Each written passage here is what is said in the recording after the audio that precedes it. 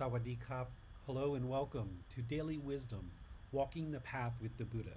Today we're going to be doing a live guided meditation of breathing mindfulness meditation and loving kindness meditation because it's really important no matter how busy our lives may become or how isolated we might feel due to quarantining with COVID, that we need to find time and make time each day for meditation.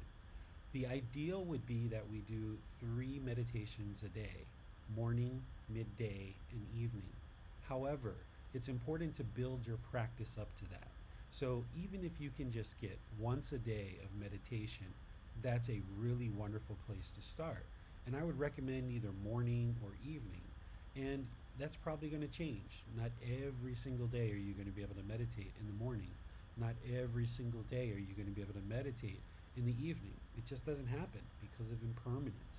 But at least one of those times, either morning or evening, be sure you're getting a meditation session. And then once you're doing that for a consistent period of time, maybe 2 or 4 weeks, 6 weeks, then ramp up your practice where you're getting twice a day, morning and evening. Because meditating in the morning really helps to kind of set your day and get the mind ready for the day. And meditating in the evening really helps to ease the mind into sleep. And if you do this on a repetitive cycle where you're always meditating in the morning, in the evening, morning and evening, even if you happen to miss a day or even miss one session, if you miss the morning because you woke up a little bit late or you stretched a little bit longer in the bed and you missed your morning session, well, you know you got your evening session. So one of the wonderful things about twice a day is that if you happen to miss one here or there, then you've still got another one coming up. And by going to sleep having meditated and then wake up meditating, there's only so many things that can happen to you in a day, and you can slowly, gradually train the mind towards the goal of this enlightened mental state where the mind is peaceful, calm, serene, and content with joy permanently. Because who wants to live with sadness or anger, frustration, guilt, shame, fear, boredom, loneliness, resentment, jealousy? Who's interested in really living with those feelings? Nobody enjoys those feelings. So we can use these discontent feelings as motivation to train our mind in the Buddha's teachings, which includes meditation. Because once you do your work, and as you do your work each day, morning, midday, and evening, the mind's going to become gradually more and more peaceful, more calm, more serene, more content, and more joyful, until eventually you get to the point where anger never arises in the mind, sadness never arises, there's no guilt or shame or fear, there's never any boredom, there's never any loneliness, no shyness or resentment or jealousy. This is the ideal way to experience this life. Because once you attain this enlightened mental state and the mind becomes more and more awake, you can enjoy the rest of your life. But in order to get there, you're going to have to put in the work. And that's what we're going to be doing today, is we're going to be putting in some work to train this mind through meditation and help you to progress along this path. But this is just one thing that needs to happen in order to awaken the mind. Oftentimes, people put a lot of importance on meditation, and it's important. Without meditating, you would never be able to get to enlightenment. However, if all you ever did was meditate, you wouldn't get to enlightenment. There's other teachings that you need, and that's what this whole channel is about. That's what this Facebook group's about. That's what this podcast is about. That's what all of these teachings that I share are about, is sharing with you the entire path to enlightenment. And today we're coming together to encourage, support, and motivate each other in our practice. So I would like to invite you to pull up a meditation cushion, to pull up a chair, and start to get into a position for us to do meditation together. Today's all about meditation, breathing, mindfulness meditation, and loving kindness meditation. This is going to help you to eliminate craving, desire, attachment, the cause of discontentedness, and it's going to help you eliminate hatred, anger, and ill will through practicing loving kindness. And these are two of the primary problems that Gautama Buddha discovered in the mind. So go ahead and get comfortable with your lower body, whether you're in the seated position or lying position, standing position, whatever position that you're in. Those are the three that we normally do these. There's one other position of walking meditation that I'm going to be creating a video here soon and releasing that so that you can learn walking meditation. But this particular meditation of breathing mindfulness with loving kindness, we typically do it either seated, standing, or lying. Your lower body should be comfortable. Your upper body should be nice and erect with your muscles engaged. This helps to keep the mind active, attentive, and alert because we need to train the mind. Meditation is an active, dedicated, purposeful training session where we're actively training the mind to either eliminate certain unwholesome qualities and arise certain wholesome qualities. So today we're going to be eliminating the unwholesome quality of craving, desire, attachment while cultivating mindfulness or awareness of mind. And when we do loving kindness meditation, we're working to eliminate hatred, anger, ill will, and cultivate loving kindness or active goodwill towards all beings without judgment. And you're going to need your spine nice and erect to keep the mind attentive, alert, and aware. This is what's going to ensure that you can actively train the mind during this meditation session. Your hands and the arms, usually I place my right hand over the left with the thumbs together and then place that into your lap. But if that's not comfortable, you can place your palms on your thighs or your knees or on the armrest of a chair. You can place your palms up, whatever's comfortable for you. This practice isn't about everyone doing it exactly the same because that's impossible. Because of impermanence, it's impossible for everyone to be in exactly the same position. So why even try? The important thing is that the body is comfortable, that it's relaxed and comfortable, but not luxurious. We need to keep the mind attentive and alert during our meditation session. So once the body's in a position where it's comfortable, but yet erect at the spine to keep the mind attentive and alert, just close the eyes. And now start breathing in through the nose and out through the nose. All we're going to do here at the beginning is just breathe in through the nose and out through the nose. Breathing in and out.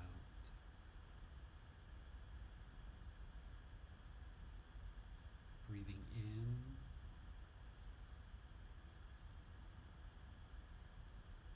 and out. Just develop a nice natural breath. Don't try to force your breath. Don't try to control it. Just breathe in through the nose and out through the nose. Focus the mind on the breath. Observe the breath. Focus the mind on the sound or the air entering into the nose, that sensation of air moving over the skin into the nose. Focus the mind right there. That's the fixed position to focus the mind. Breathing in and out.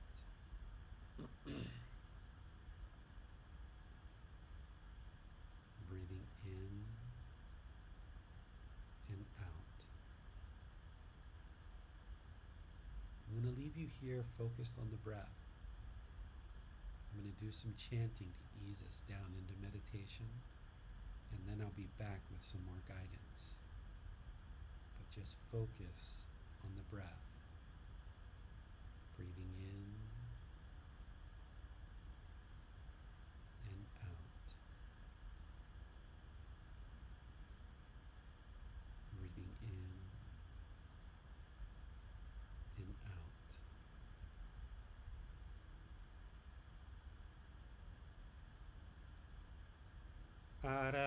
Arahang Samma Sambuddho Bhagava Bhutang Bhagavanang Abhivateyami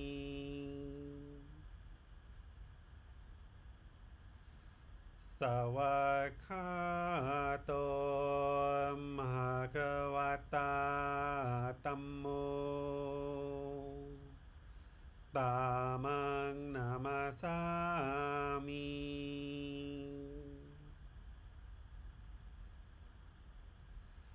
Supatipano Bhagavato Savaka Sangho Sanghang Namami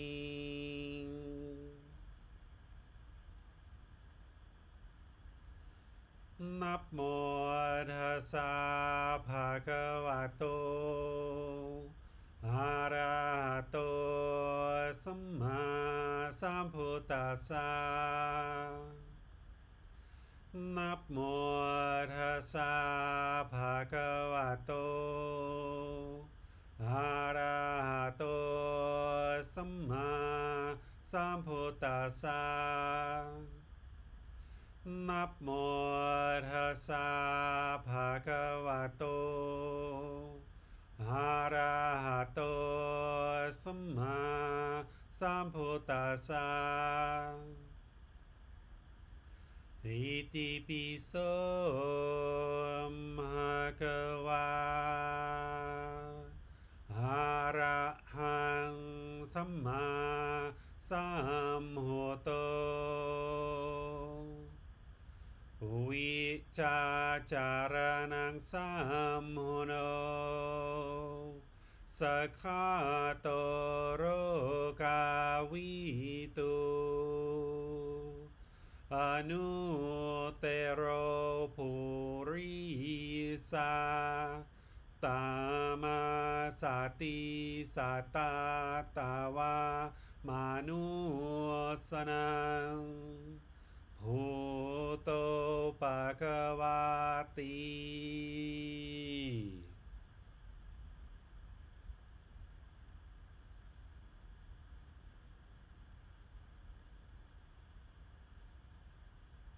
Should be breathing in through the nose and out through the nose at your own pace. Just a nice natural breath.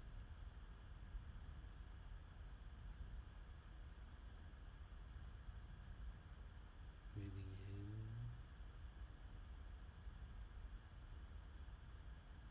and out.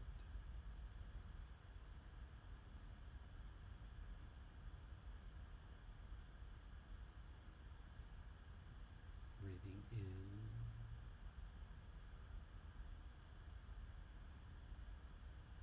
and out.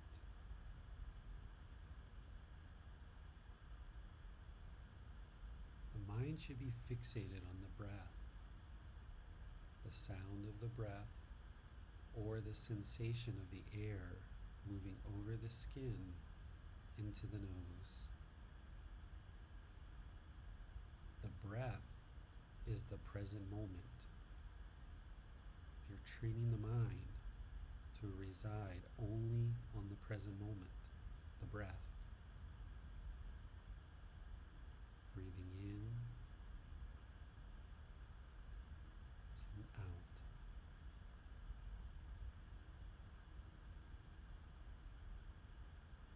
Breathing in and out. as the mind is focused on the breath, when it wanders to the past or to the future, wherever you observe that, just cut it off, let it go, and focus the mind on the breath, only the breath. Breathing in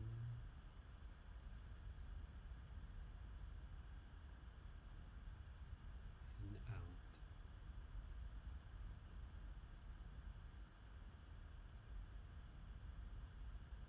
Breathing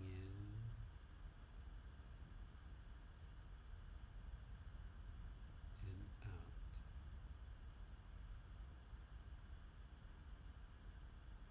If there's any thoughts, ideas, perceptions, even sounds or sensations in the body, anything arises, observe that it's impermanent. Let it go. Cut off the thought. Bring the mind to the breath, the present moment. Breathing in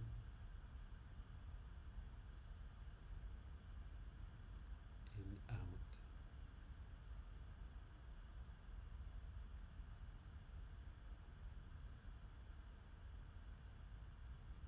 Breathing in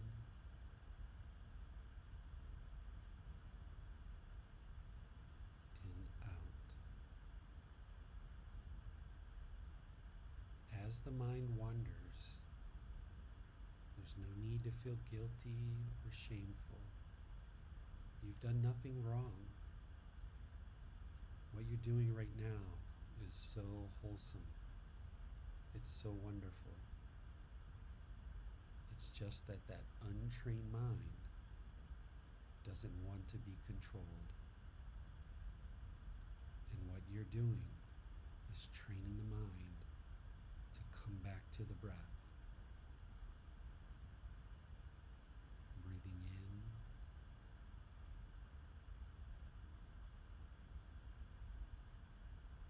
and out.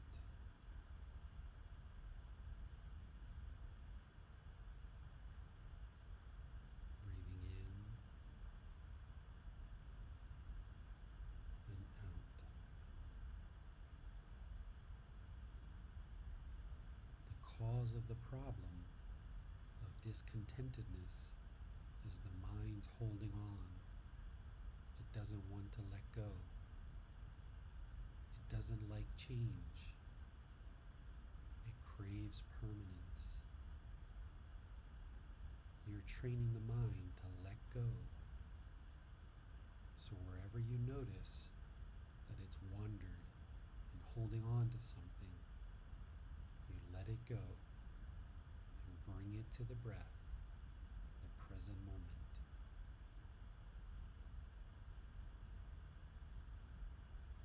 Breathing in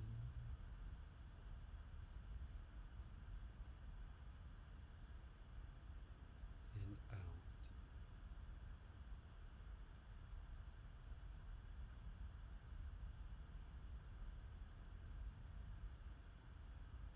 Breathing in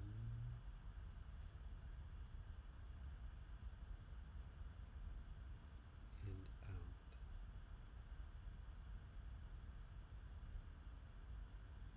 The mind may even want to hold on to my voice.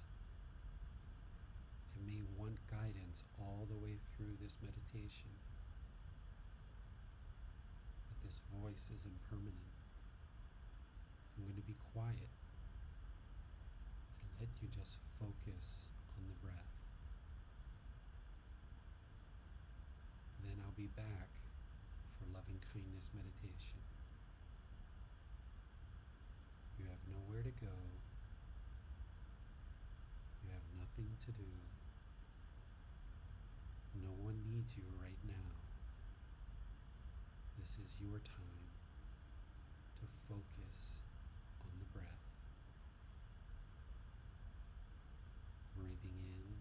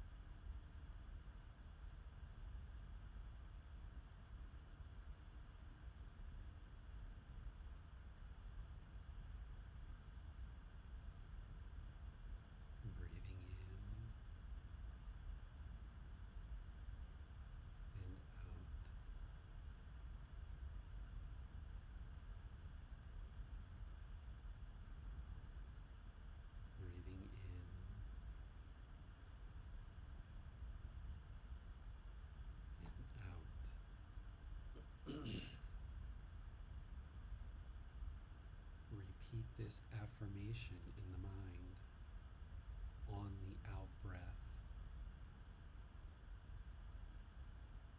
Breathing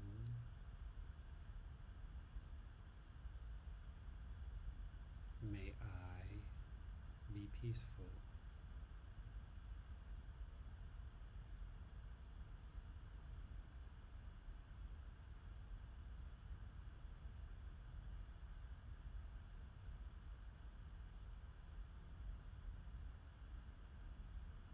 May I be safe.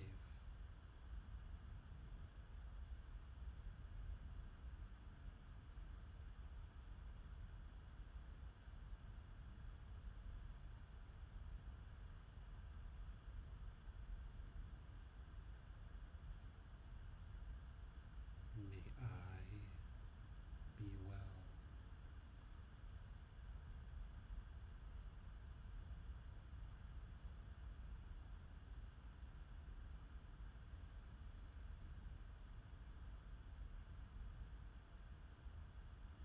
May I be free of all discontentedness in the suffering it causes.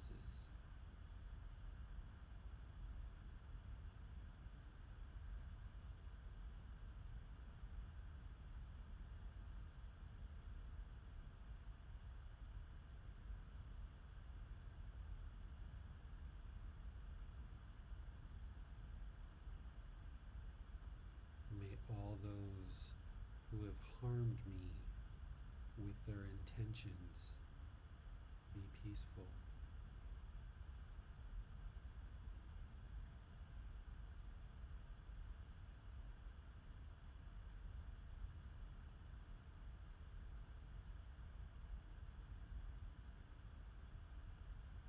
May they be safe.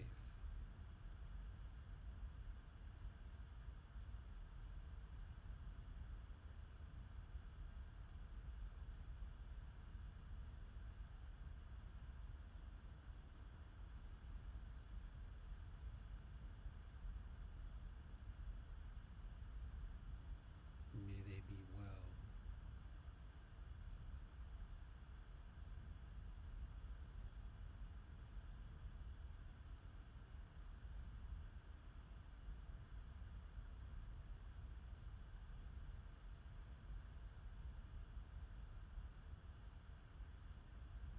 May they be free of all discontentedness in the suffering it causes.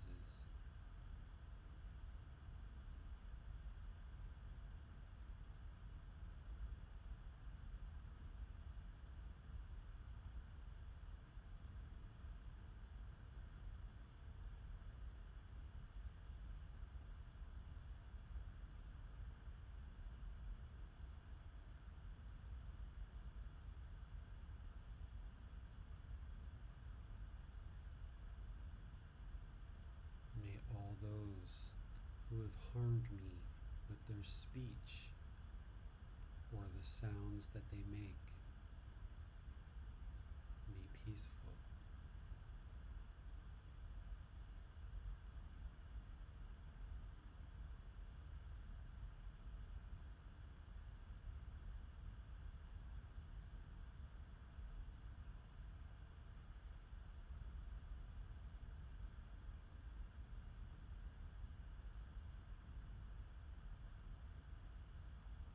May they be safe.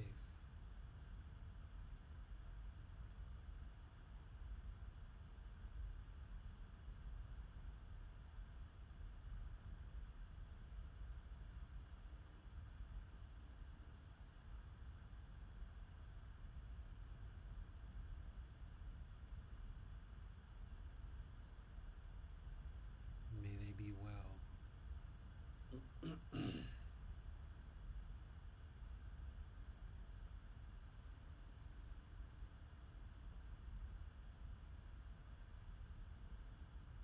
May they be free of all discontentedness in the suffering it causes.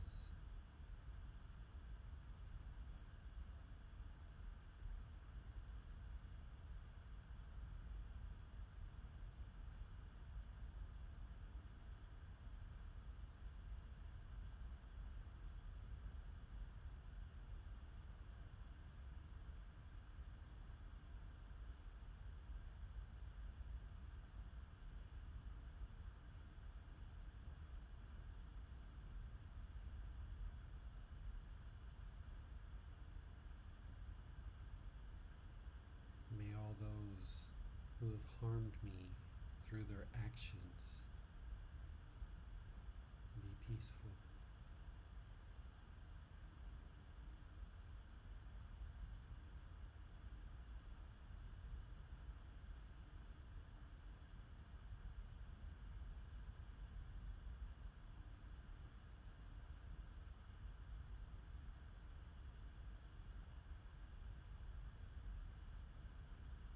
May they be safe.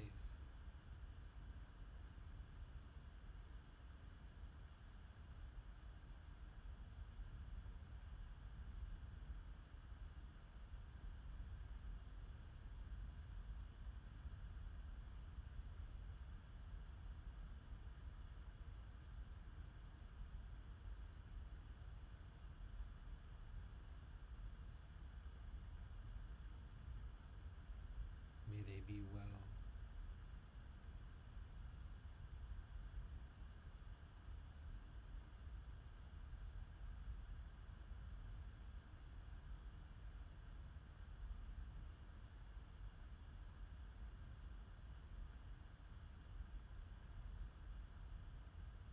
May they be free of all discontentedness and the suffering it causes.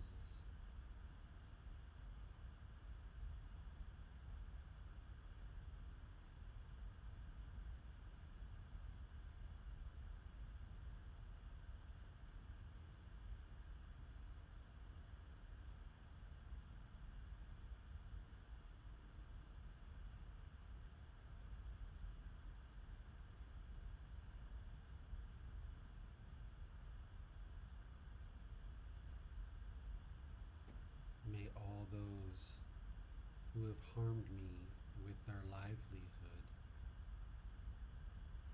be peaceful.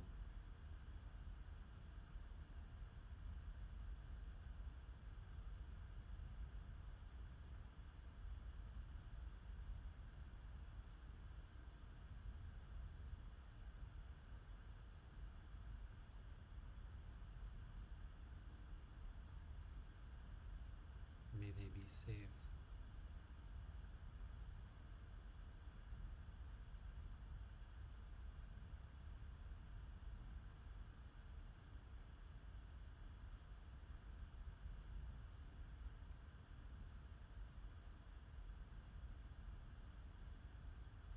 May they be well.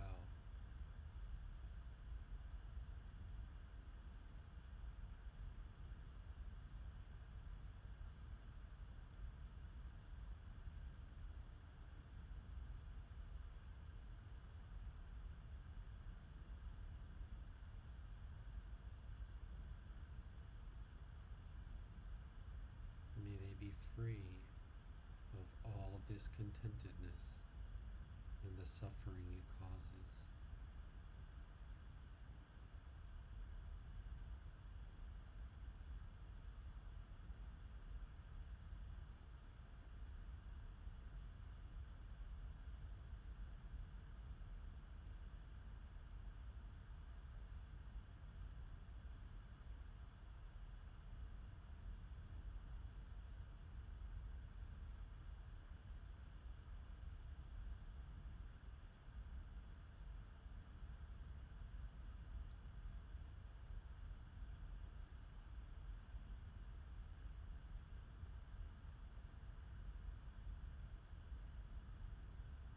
May all those whom I have harmed through my intentions be peaceful.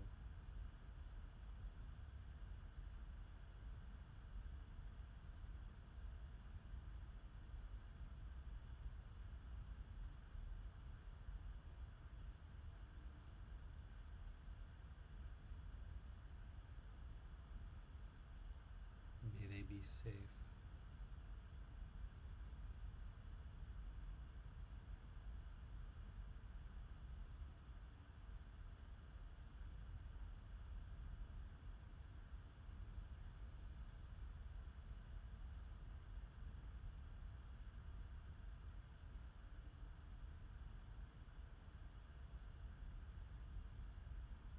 May they be well.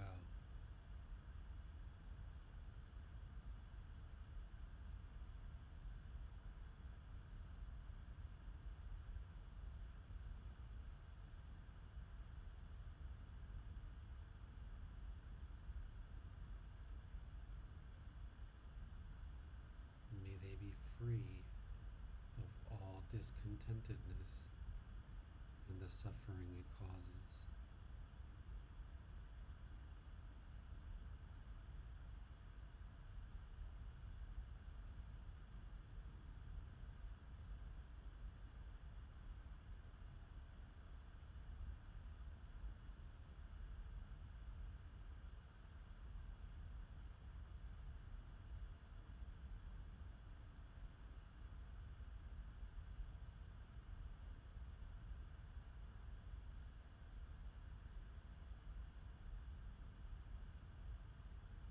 May all those who I've harmed through my speech and the sounds that I make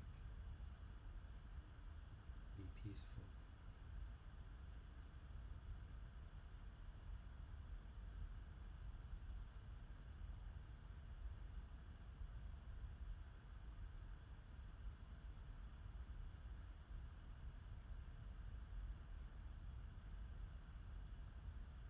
May they be safe.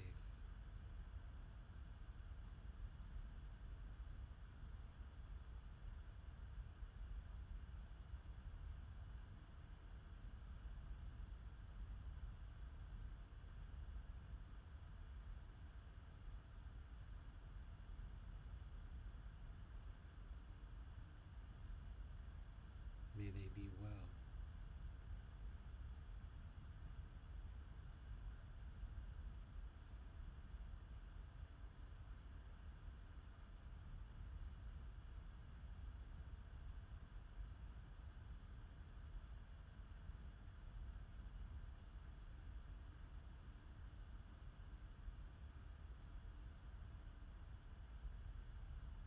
May they be free of all discontentedness and the suffering it causes.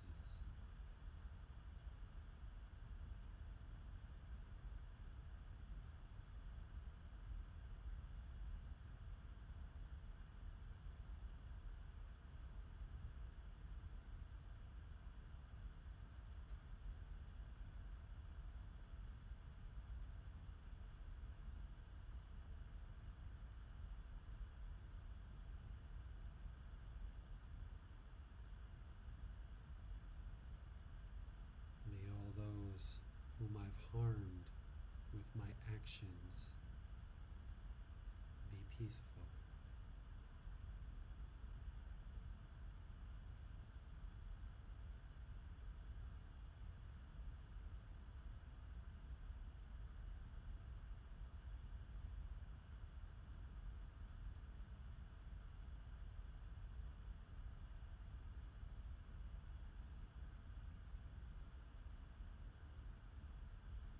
May they be safe.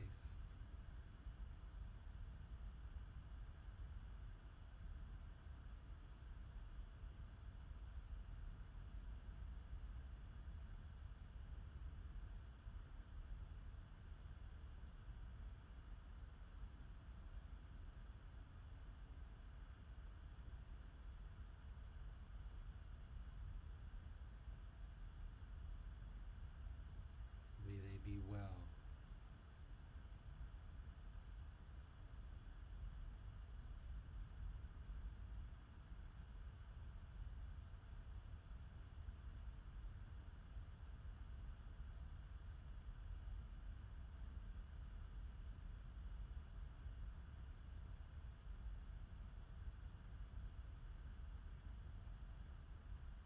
May they be free of all discontentedness and the suffering it causes.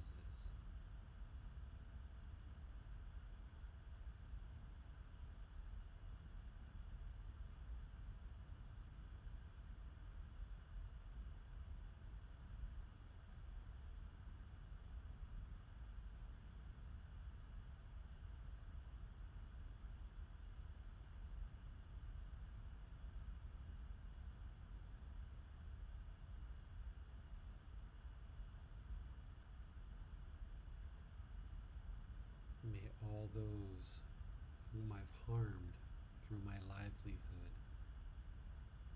be peaceful.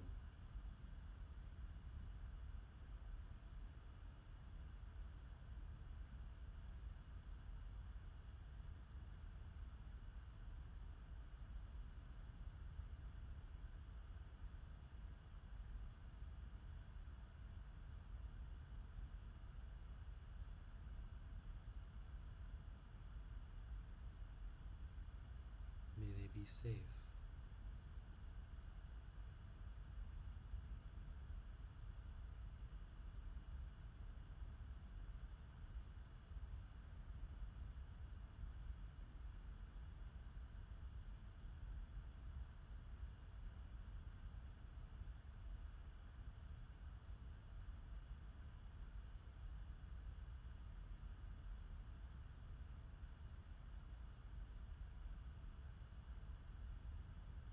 May they be well.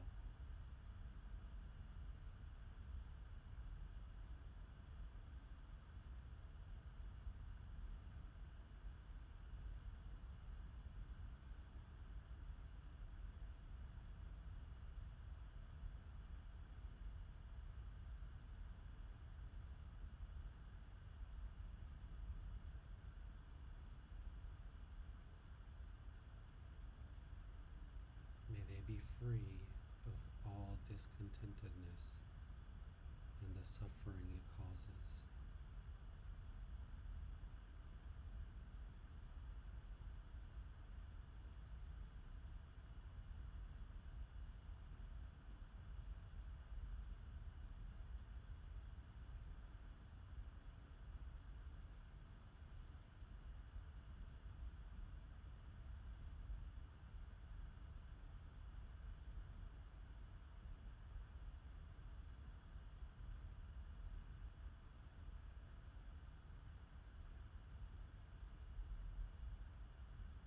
May all beings, no matter where they reside, here on this earth or far, far away, be peaceful.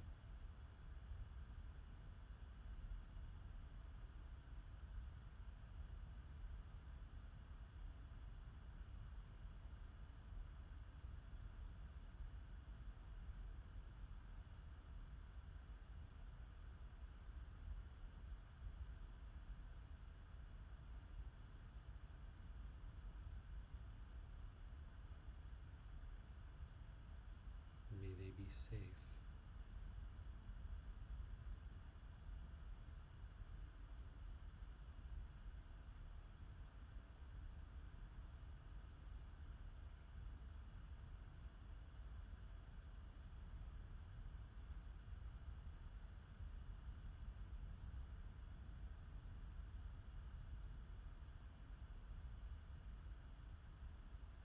May they be well.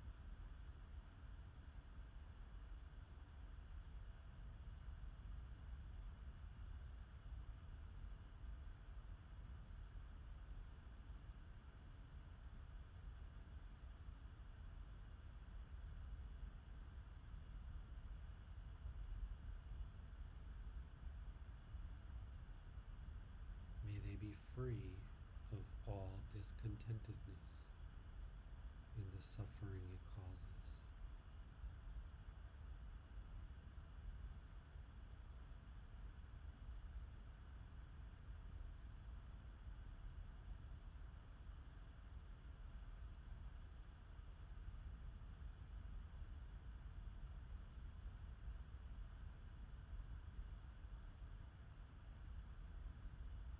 Breathing in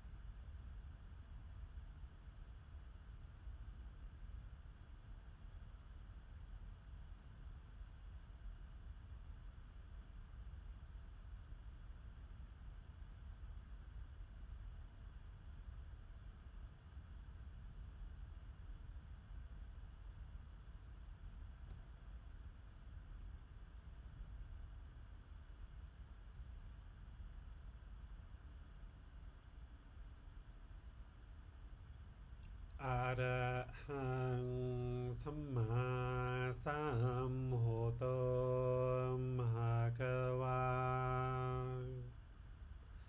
พุทธังภะคะวันตังอภิวาเทมิ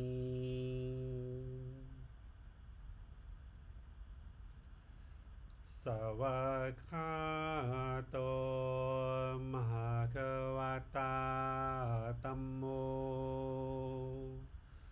ตามังนามาสามิ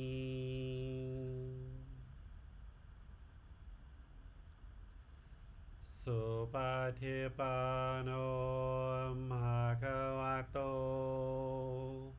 สาวกสังโฆสังฆังนามามิ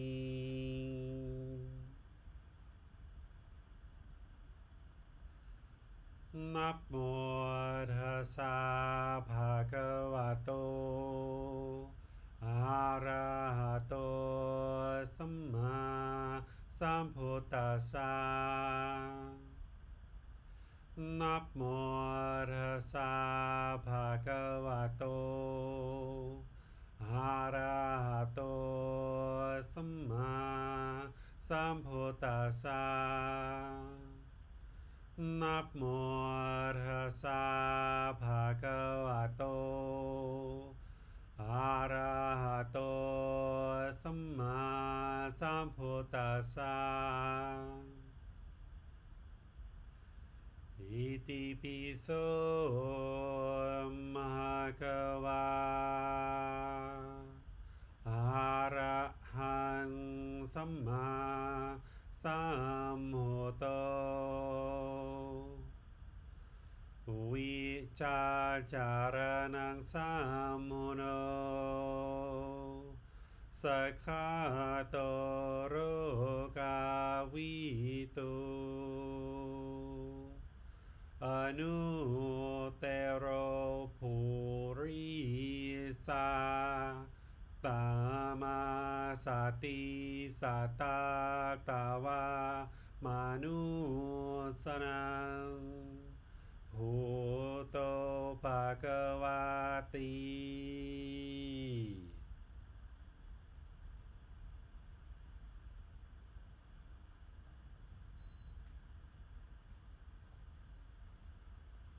All right, if you guys would like to start slowly coming out of meditation.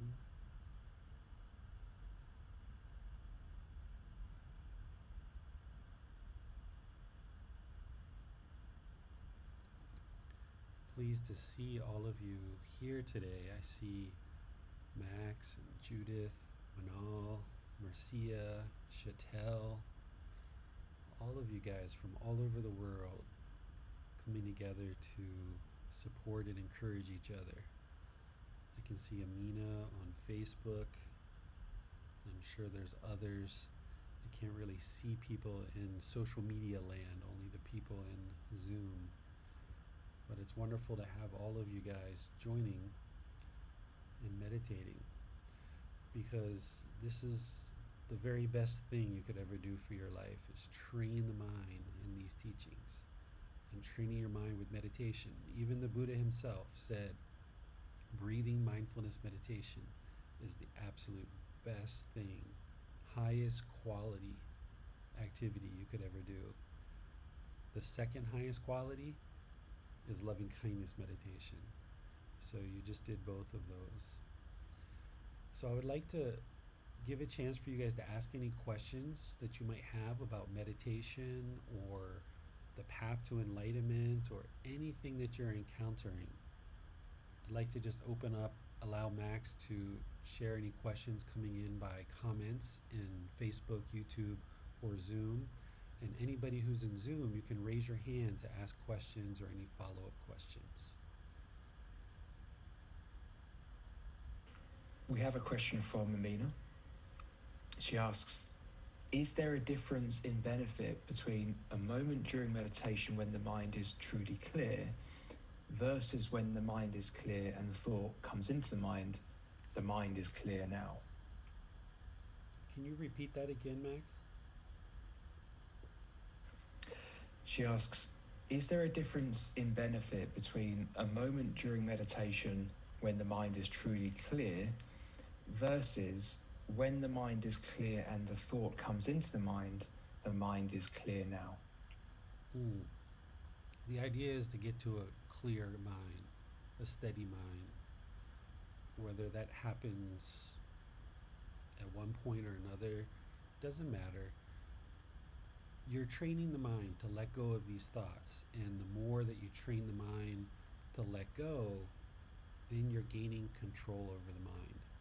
You're going to have thoughts in the mind all the way up until you get to enlightenment. You're going to have thoughts, and even then you're going to experience occasional thoughts, but they're going to be all wholesome thoughts, and you still need to let them go as well.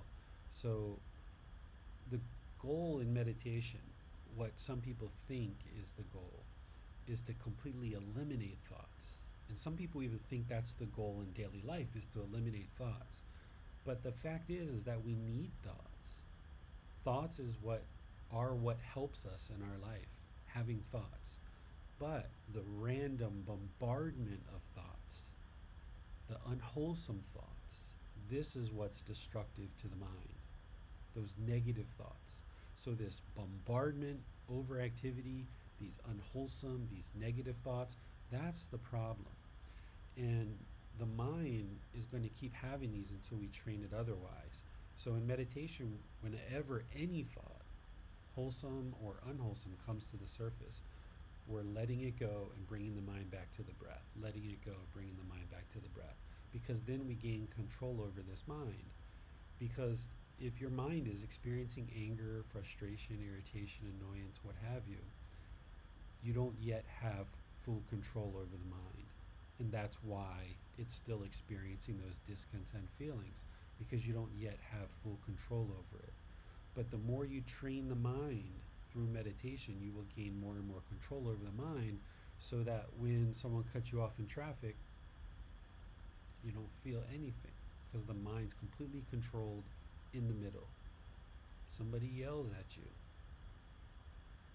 you control the mind, no anger whatsoever. But in that transitionary period, there's going to be some anger arise, and when it does, you cut it off and let it go. Or then the same event happens a few weeks later, and it's not anger anymore, it's frustration. Cut it off, let it go. A few weeks later, irritated. Cut it off, let it go. A few weeks later, annoyed. Cut it off, let it go. A few weeks later, I kind of don't like that. Cut it off, let it go. A few weeks later, same thing happens. No arising of any discontent feelings whatsoever. The mind's just perfectly peaceful, calm, serene, and content with joy, because now you can control the mind. You no longer have this longing and strong eagerness for things to be different. The mind recognizes the impermanence. The mind recognizes that you can't physically drive in a car and never have anyone cut you off. It's just not possible. The mind recognizes that you can't exist in this world and never have anyone get angry or hostile around you. It's not possible. You can't live in this world and never hear a sound from somebody else. It's not possible. And the mind gets more and more acclimated to all of this impermanence, and it soaks into the mind, and it becomes comfortable, and it becomes peaceful, calm, serene, and content with joy, knowing that everything it's experiencing is impermanent. So therefore it doesn't hold on to anything, because if it holds on to anything, at some point it's going to be discontent. So the only way to get to that peaceful, still mind that you're talking about, Amina, is to let go, let go, let go, let go. And it builds this ability to control the mind more and more and more. And eventually, as the mind goes out and it wanders, you pull it back. The mind goes out, it wanders, you pull it back. The mind goes out, it wanders, you pull it back. Each time you do that, the mind wanders shorter and shorter distances. When you first started meditating, it might have wandered for 10 minutes, 15 minutes, 20 minutes. Whoa, the mind's wandering. Boom, you pulled it back. And you sat on the breath maybe a few seconds. wandered some more, 5, 10, 15 minutes. Whoa, look at that long place it wandered to. You pulled it back. Where each time you meditate, the time that the mind wanders gets shorter and shorter and shorter and shorter, where it wanders for just, a minute, you pull it back. 45 seconds, boom, 30 seconds, pull it back. 10 seconds, pull it back. Eventually, the mind doesn't wander, it just stays right here. It's like training this dog to never take the leash far away. Eventually, when you keep pulling it back, the mind gets trained to just stay right here and never wander from this spot. And the more that the mind sees that this middle is peaceful, calm, serene, and content with joy, it never has an interest to go anywhere else. It just always stays right here. But it takes that training. So if you're feeling peacefulness at any point in your meditation or afterwards, that's a good thing. And if you're not, then okay, then that's fine too. There's just more training that needs to be done. So it seems, David, there is a difference between experiencing a truly clear mind and noticing and thinking the mind is clear. I was wondering if you can talk a bit about the role of mindfulness in all of this, and how you define mindfulness, and how we can practice it. Mindfulness is probably the most important asset in everything that you develop on this practice, on this path. Mindfulness is awareness of mind, always having awareness of mind. Awareness of mind is required because if you're not aware that the mind's frustrated or irritated or jealous or bored or lonely, then you can't do anything about it. You're just kind of haphazardly walking through life. So the Buddha talked about mindfulness, and his exact words were, mindfulness is always useful. Because he talked about certain qualities of mind that need to be practiced at a certain time, and he talked about these other qualities that need to be practiced at a certain time. But when he talked about mindfulness, he said it's always useful. The mind should always be practicing mindfulness or awareness of mind, because as soon as you see the mind drift from the middle, you got to pull it back. Not just in meditation, but in daily life. So when you see the mind start to dip into the sadness and despair and frustration, as soon as you notice it, boom, pull it back. Because if you allow it to go down that path too far, it's a lot harder to bring it back. Same thing, if you notice the mind going to happiness, excitement, elation, as soon as you see the mind even looking in that direction, boom, pull it back. Or when you notice the mind is going to boredom or loneliness or jealousy, as soon as you see it, just pull it back. And the way you pull it back is sometimes to divert it to something else. So if you notice that the mind's starting to have frustration or look in that direction, get up and go do something else or go somewhere else. You've got to apply right effort to abandon this unwholesome quality that's arising in the mind and arise wholesome qualities. And it's mindfulness that allows you to do that, this awareness of mind. When people talk about meditating 24 hours a day or they meditate all day long, it's not possible to meditate all day long for the rest of your life. It's not possible. There's people that have meditated for 5 days or 10 days or whatever in a given period, but ultimately meditation comes to an end because it's this active, dedicated, purposeful training session where you're either eliminating certain qualities or cultivating certain qualities.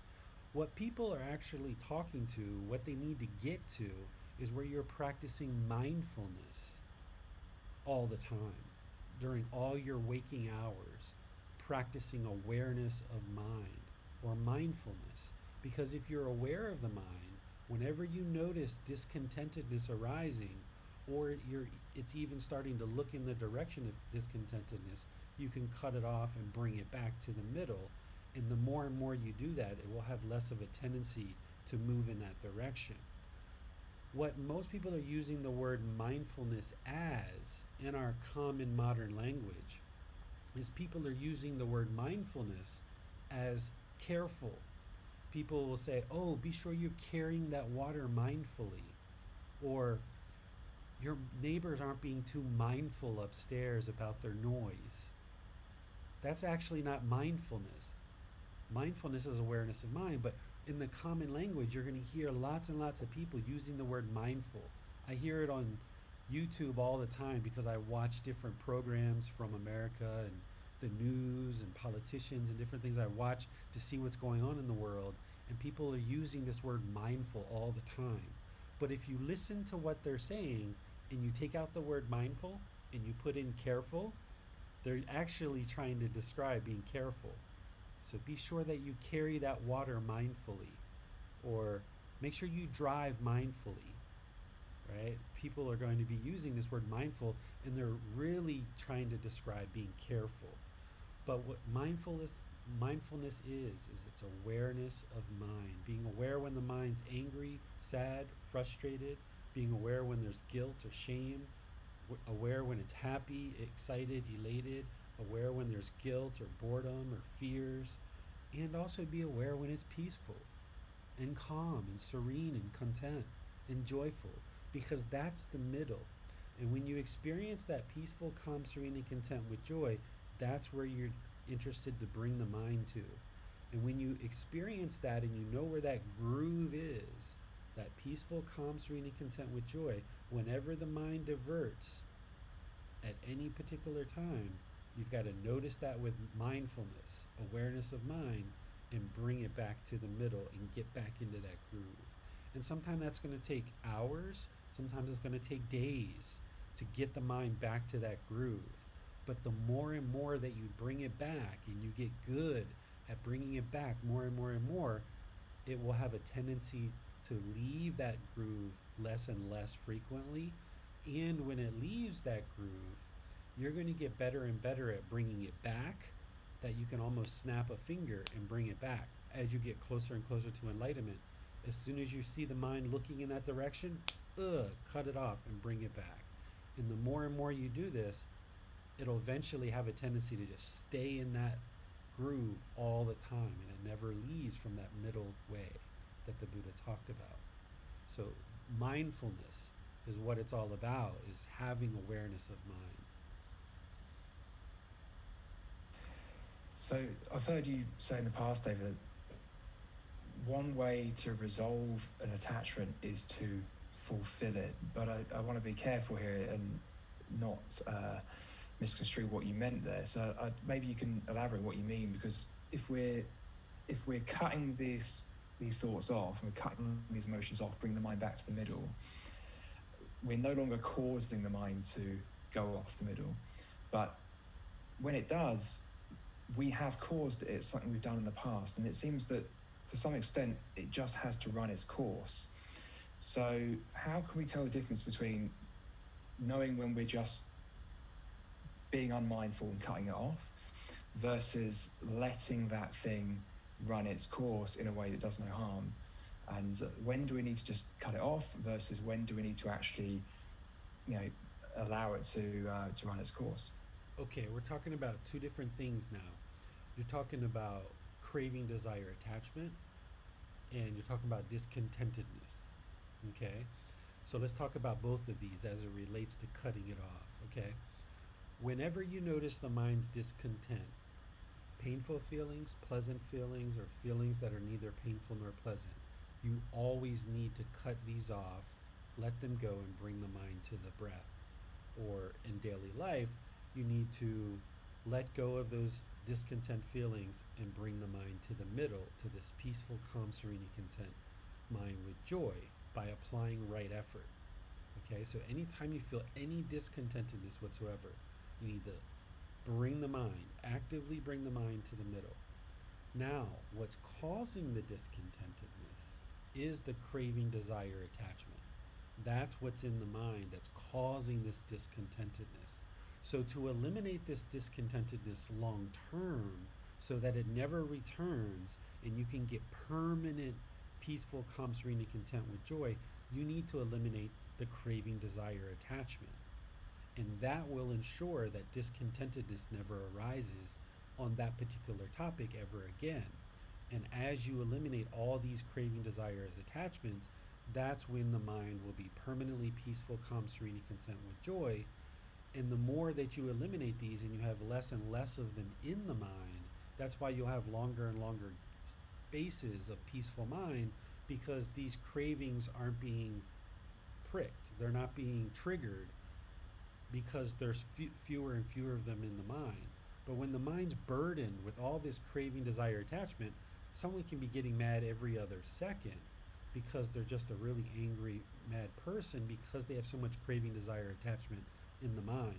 But as you start to eliminate these craving, desire, attachments, you'll get these longer and longer periods of peacefulness. But when you're not fully enlightened, you're still going to have certain things that trigger these craving, desire, attachments in the mind, and you're still going to be getting painful feelings, pleasant feelings, and feelings that are neither painful nor pleasant. So with craving, desire, attachment, you've got to eliminate these. This is the whole basis of this practice. And breathing mindfulness meditation is the generalized training to slowly train the mind to let go more and more and more, as well as practicing generosity, being generous with our time, effort, energy, and resources. So we can actively train the mind to let go through generalized training of breathing, mindfulness, meditation, and generosity.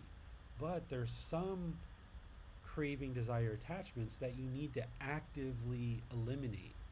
So when I gave the example of a long time ago when I left my phone at home, and I realized when I went outside, the mind became discontent. I recognized that the mind was having a craving, desire, attachment to always have the phone with me permanently. And when I was outside, there was a bit of fear that came into the mind because I felt like maybe I wouldn't be able to call somebody if I had a problem. Well, I recognized in that moment that, well, if I need to call somebody, I can always borrow somebody else's phone. So it's not a big deal. I can just use somebody else's phone.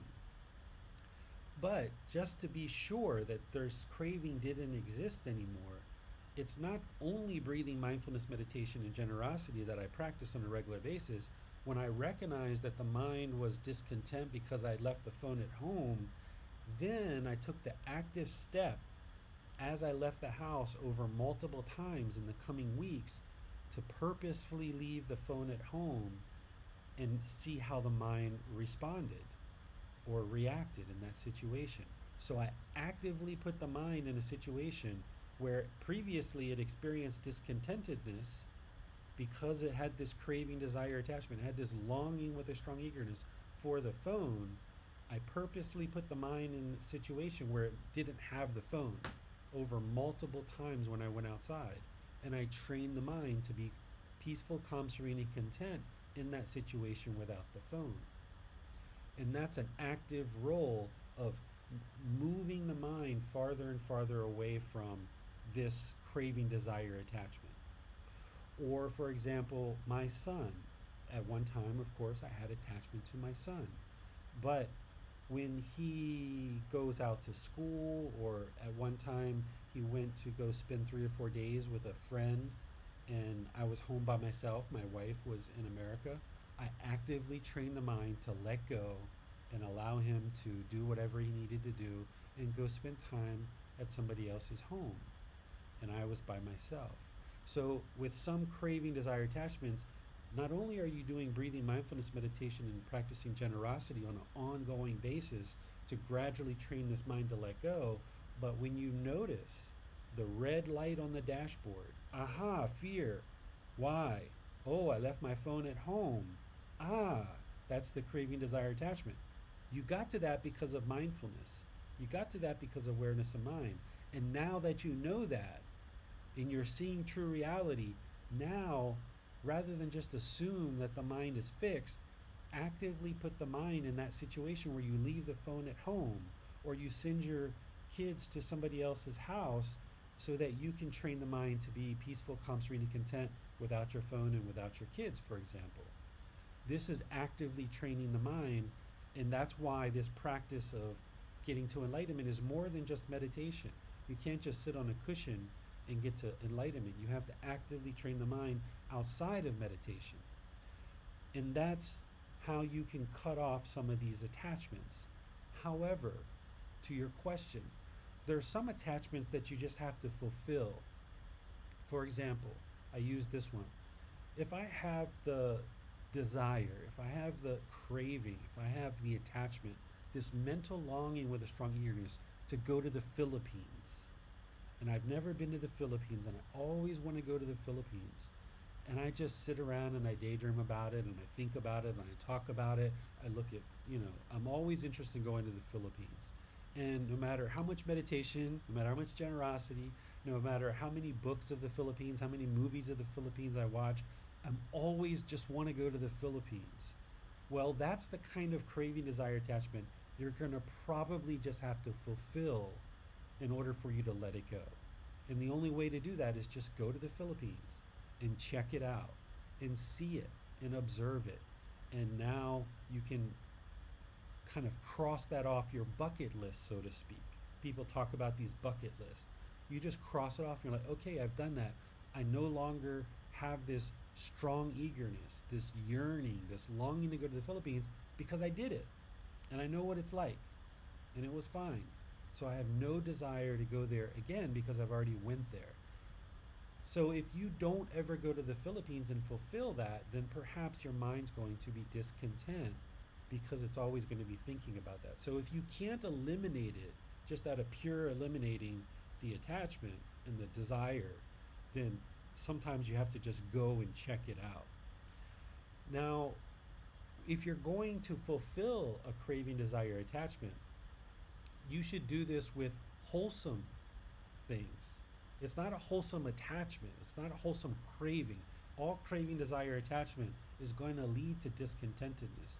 But for example, if I have a craving to smoke crystal meth, or I have a craving to snort cocaine, that's not one that you really typically are going to say, well, you know what, let me just fulfill this and let me go ahead and snort some cocaine, right?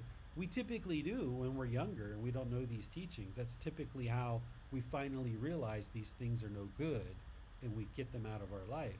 But that's not something that you, by being on this path, that you know would lead to any good, wholesome results. So why would you make the decision to fulfill that in snorting cocaine? Because you know that substances that cause heedlessness is going to lead to unwholesome results. So don't try to fulfill those unwholesome things. But if it's something like going to the Philippines, yeah, go to the Philippines, check it out. And then once you do, then the mind can just let that go.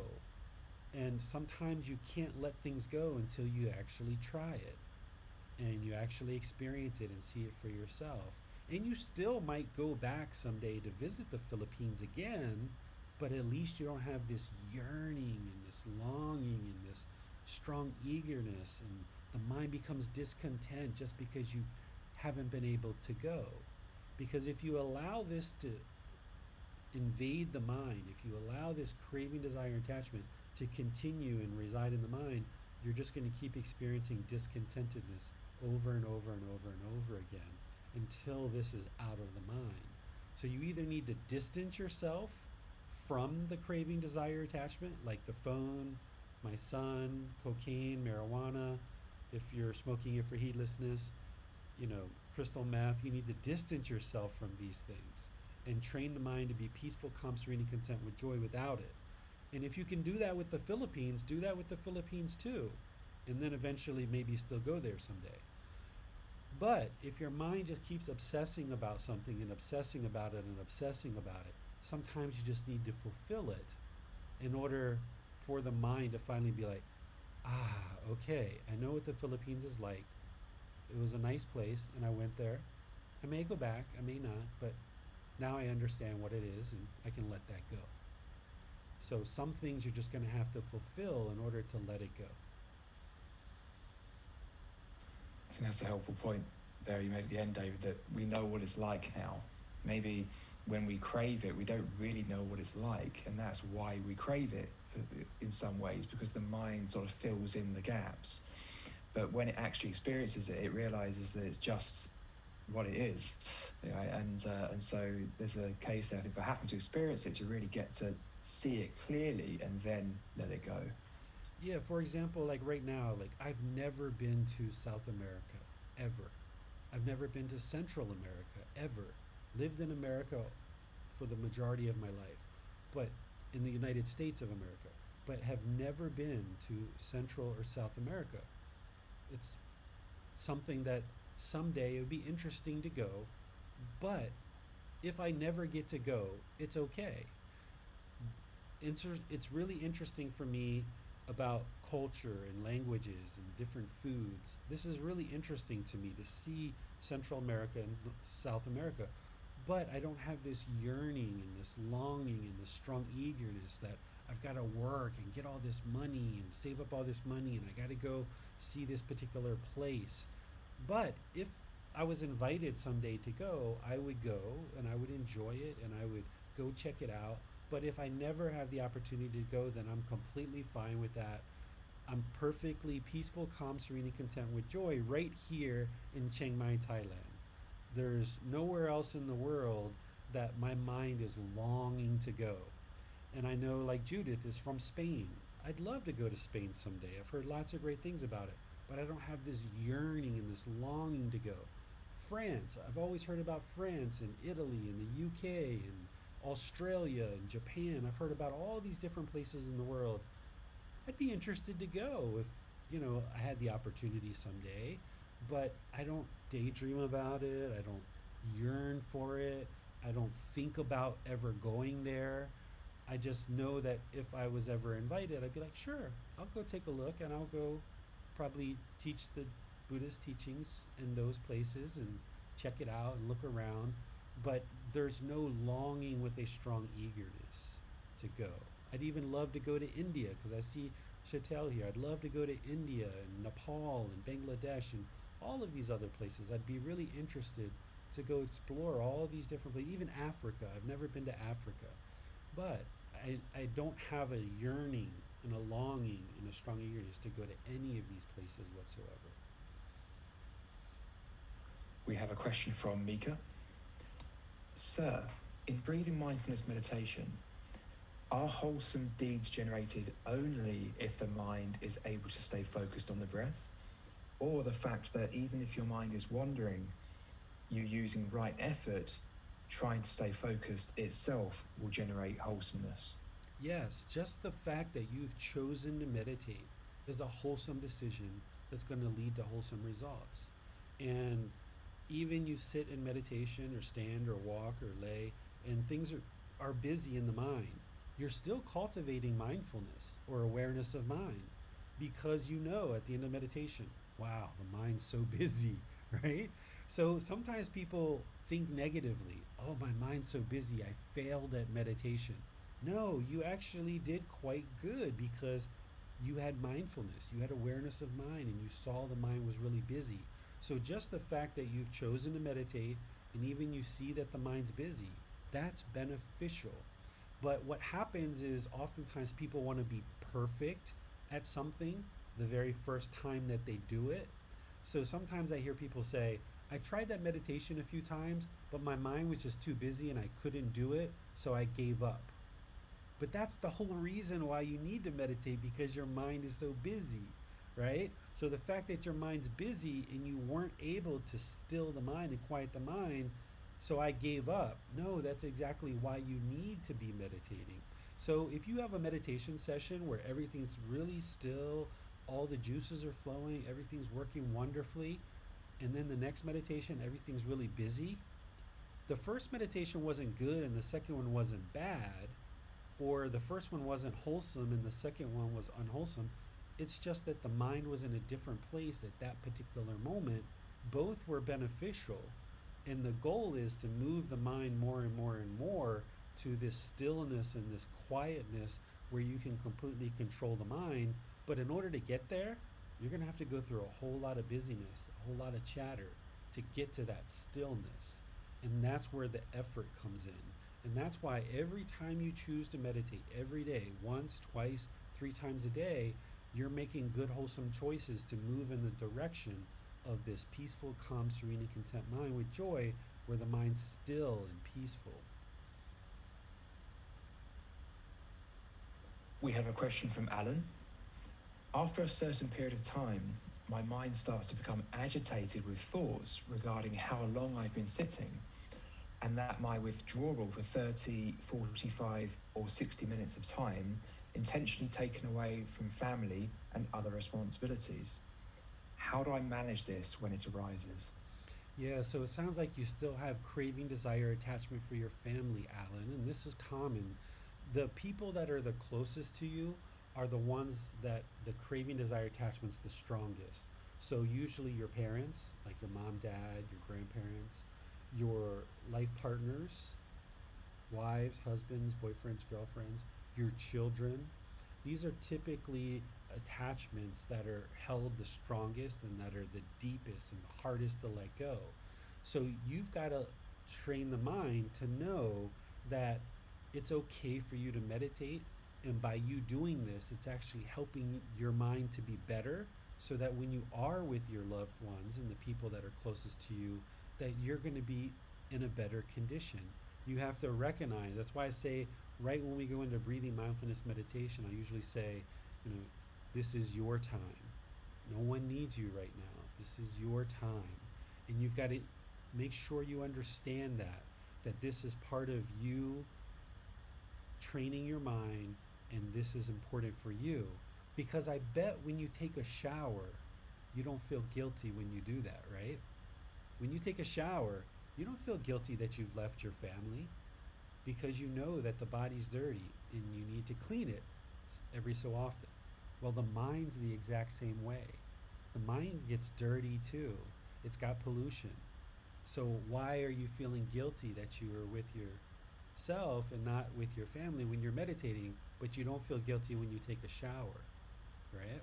So you've got to get to the point where when you're meditating, it's just like you're taking a shower. It's like, hey, this is the time that I need, and this is just what I do, and this is part of life. Just like I brush my teeth, I take a shower, I need to train the mind, and that's just part of maintaining this whole thing.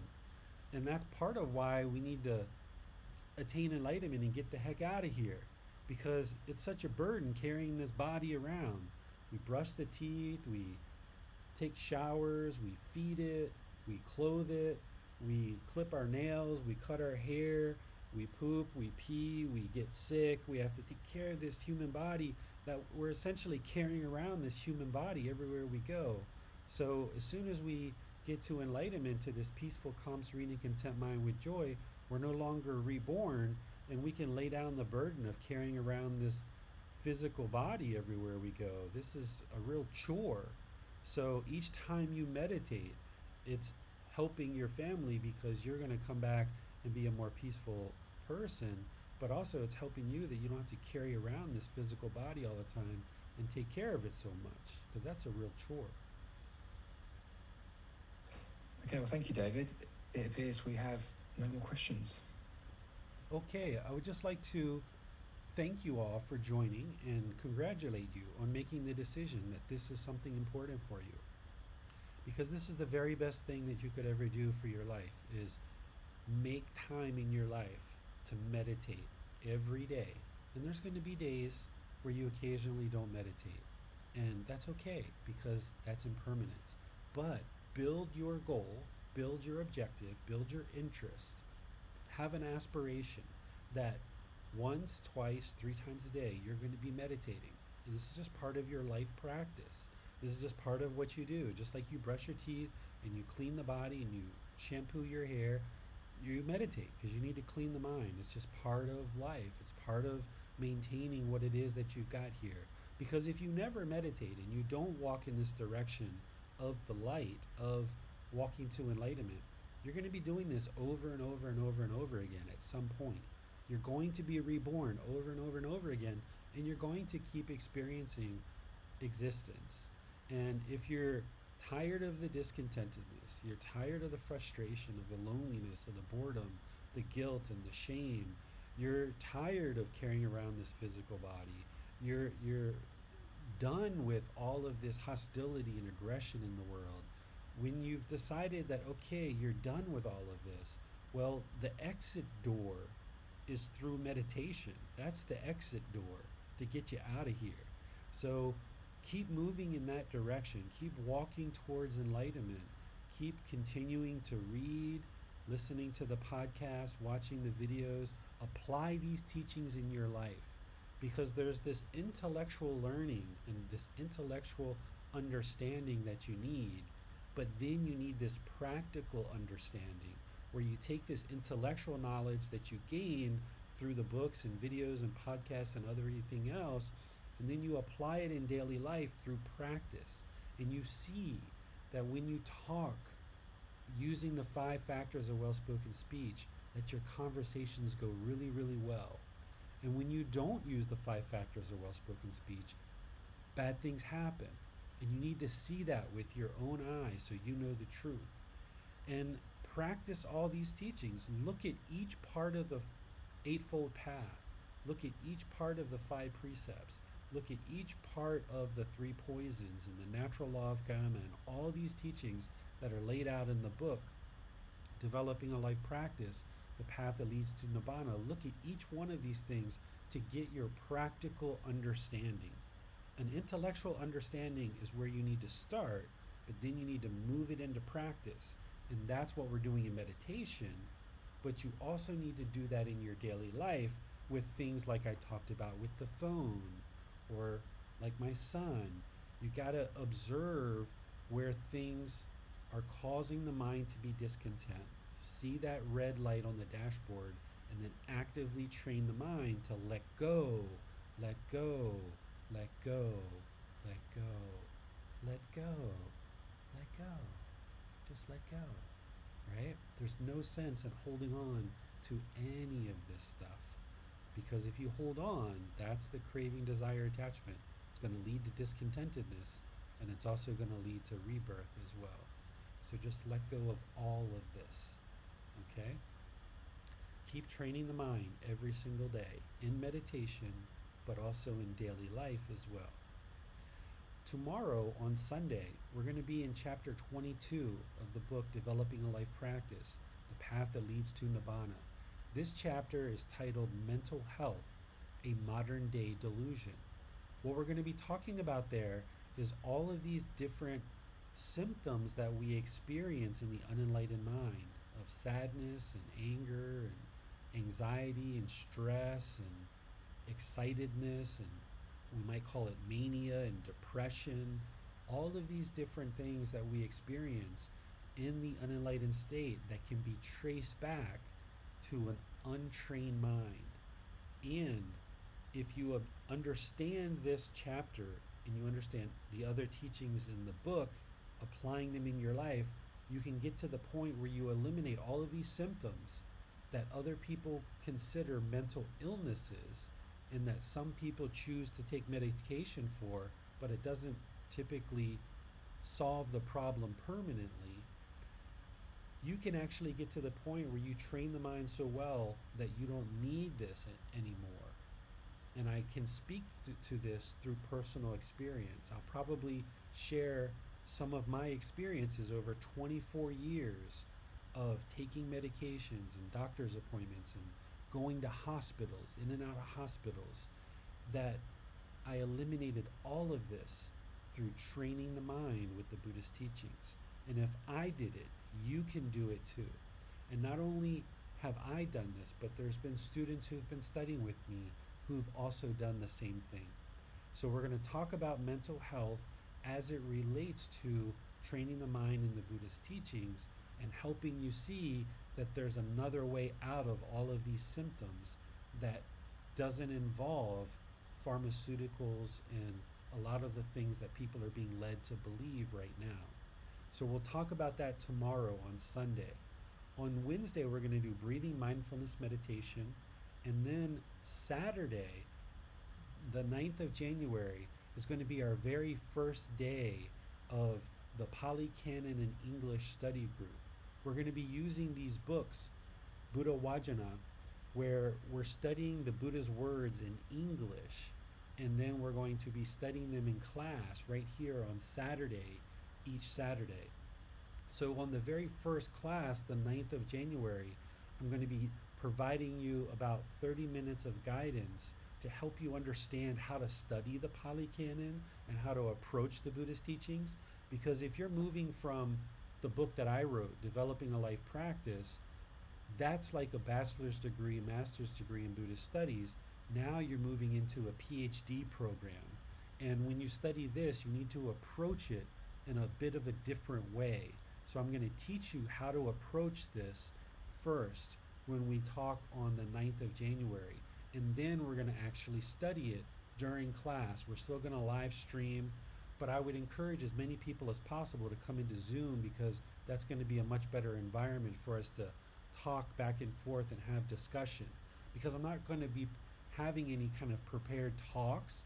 It's going to be an interactive discussion where we talk about the Buddhist teachings and helping you see how his words further illuminate this path to enlightenment and further expand what I've already shared in the book that I wrote. So on the 9th of January, we're going to start with a brief little meditation, probably just 10 minutes. Then we're going to study, I'm going to teach you how to approach the study of Gautama Buddha's teachings. Then we're going to actually study them. Every Saturday after that, we're just going to do a short little 10-minute meditation and then go right into studying the Buddhist teachings. So you'll see how we do that next Saturday. So between now and then, feel free to join on Sunday, which is tomorrow, or Wednesday. And then Saturday, we're going to do our Pali Canon and English study group. And the very first day, the 9th of January, we're going to be studying this book, Dhamma Trails. And we're going to be studying the first 25 chapters. Now, 25 chapters might sound like a lot, but it's actually not that many pages. It's very small book, very small print, printed page. Some of these chapters are even just half a page, like this one right here. This is just like a half a page, like 2 paragraphs. So those 25 chapters are only going to take you about 45 minutes or an hour to study it. So between now and Saturday, be sure to study the first 25 chapters, and then we're going to discuss them on Saturday the 9th. And you're going to need to have these books with you on Saturday the 9th, because there's going to be times where you're going to need to go to an actual page and actually look in the book. So if you have your set of these with you, that's going to be really important. If you don't have a set of these, you can order it from our website, buddhadailywisdom.com. Go to the section on the menu that says online classes, I think it is, or online learning. And all the way at the bottom of that page, online learning, at the bottom, you can get a set of these sent to you. So these are going to be really helpful to further illuminate these teachings of the Buddha now that you have this understanding and framework of the Buddha's teachings through developing a life practice, the path that leads to Nibbana. So, as you're studying, you're going to build up this intellectual understanding, and then you can apply it in practice and see that the Buddha's teachings are true. You can gain wisdom and improve the condition of the mind and the condition of your life. Part of that practical understanding is practicing to be polite, kind, friendly, and respectful to all people around you. Practicing to be polite, kind, friendly, and respectful to all people. You don't need people to earn your respect, because if they're earning your respect, that means you're judging them. You're comparing them and you're judging them and you're checking, do I really want to respect them or not? Right? You're trying to judge them, and you need to let go of that. You need to let go of the judgment and comparing. So just respect everybody. Put a smile on your face. Treat everyone polite, kind, friendly, and respectful. And by you treating others that way, over time, more and more people will treat you that way. You're not treating people this way because you want others to treat you this way. You've got to treat people polite, kind, friendly, and respectful all the time, just because it's the right thing to do. And when you come at it with that intention that it's just the right thing to do, and you have no expectation of what others should or shouldn't do, then when someone does treat you polite, kind, friendly, and respectful, Great, that's wonderful. And when somebody treats you with anger and hostility, you see that for what it is, which is their anger and their hostility. And you don't allow your mind to become discontent because of it. So do what you know is right. Polite, kind, friendly, and respectful to all beings. We'll see you in a future class. Thank you so much for joining. Keep meditating each and every day. See you next time. Sawadee krap.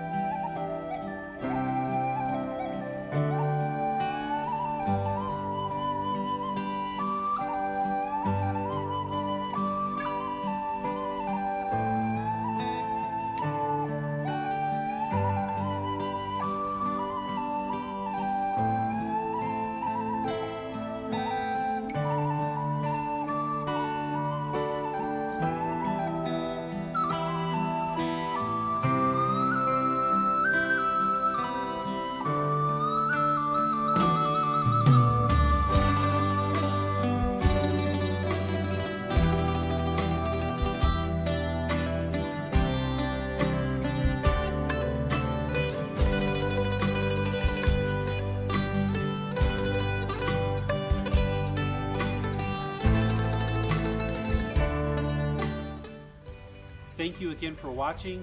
Enjoy your meditation. Look forward to seeing you online and answering any questions that you might have. Thank you so much.